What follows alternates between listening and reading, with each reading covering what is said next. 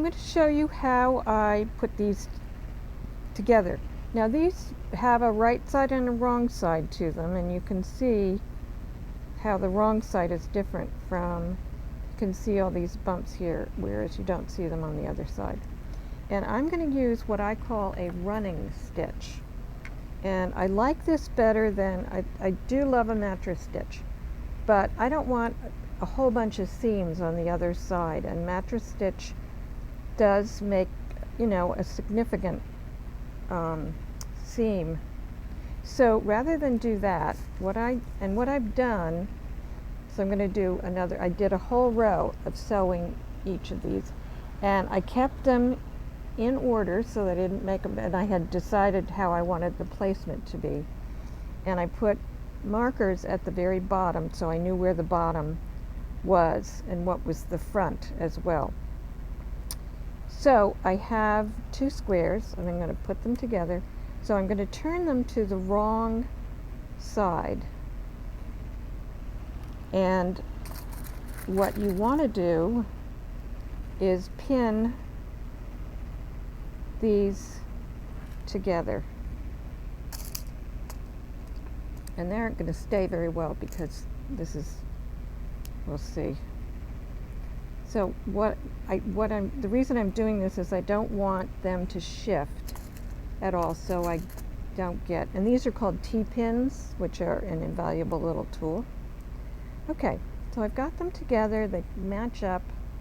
Now mind you, I also had instances where some of the squares were smaller than others. So I'm going to deal with that as I sew these together in my final blocking. These have all been wet blocked.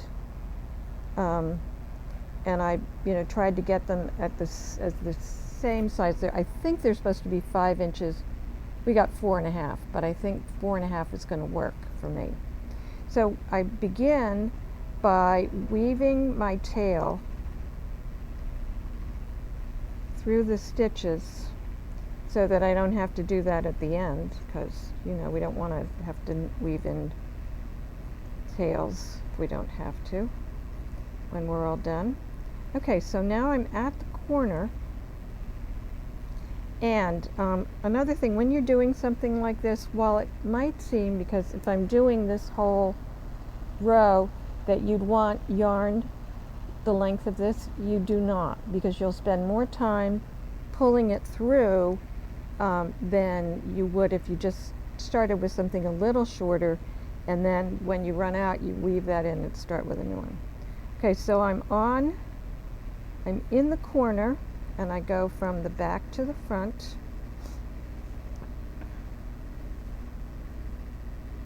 And I'm going to go over to this corner and I'm going to catch, there are 2 edges to this stitch. I'm just going to catch one edge, because the other edge is going to show on the other side.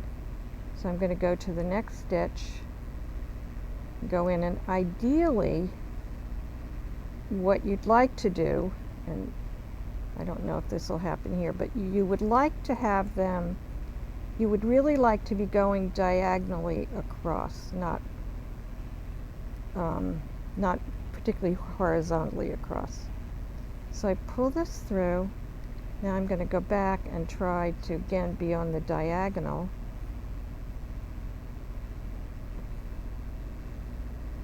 And pull through. And you can't really see that. So if we turn it over, what you get is this nice seam together. I'll do a little more so you can see it a little bit better.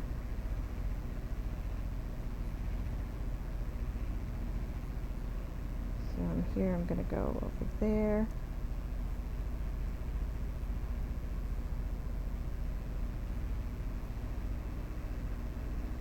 So you see I'm going on the diagonal. Okay, and then I give it a little tug, not too much because you don't want it to curl. And there's my seam on this side. So if I had done a mattress stitch, I would end up with a big fat seam along here, and I don't want to do that.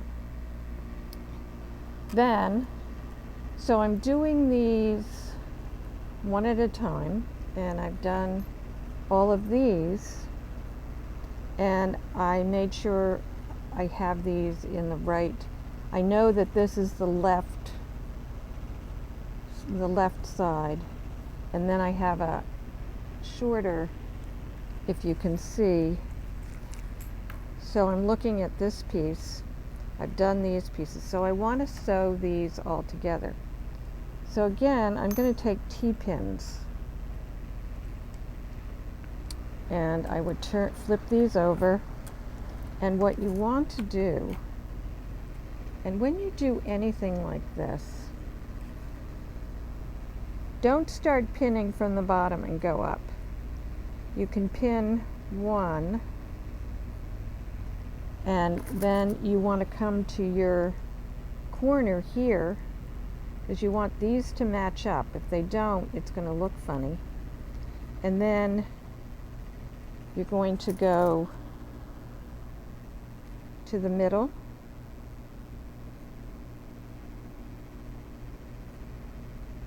and this is true with any seam that you're going to do. You want to make sure that your corner, middle, and then you can go in here, do another one. This one's sort of coming apart, but if you get the idea, you want to be sure your corners are matched up, or they're going to look really funny. Now, if they're a little bit different in size, you're going to have to fudge them a little bit, and you might do a little stretching here and there, but that should work out really well.